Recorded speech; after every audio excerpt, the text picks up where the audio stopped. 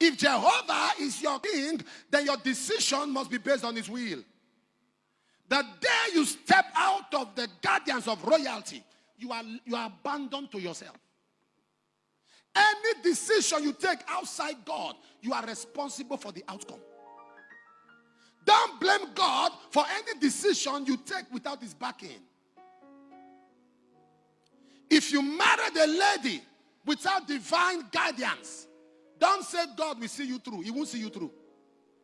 You will see yourself through. When you marry a man because of the physical qualities and not because God gave that instruction, whatever happens to you, you see yourself through.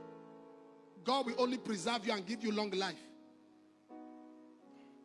But you're going to go through it because you initiated that on your own. So, they left Bethlehem and they left Bethlehem.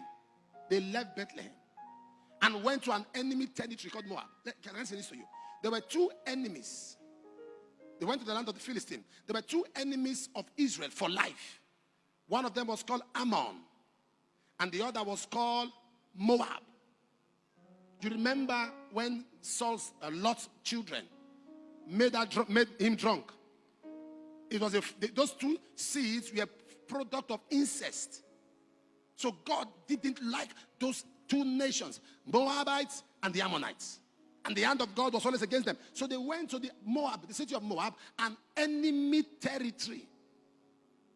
And the Bible said the man gave birth to two children. He called one Mahlon, he called the other Chilon. Mahlon means sickness. Chilon means dying. A man gave birth to two children and called one sickness and called the other death. When you are outside the will of God, you behave like a mad person. He called one sickness, called the other death. So the children were sick and died. Two of them were sick and died. I want to say this to everyone here. Any name you were given, listen, any name you were given that has no sensible meaning, please change it. They gave you that name when you were not conscious. Now you are conscious. Give yourself a name that makes sense.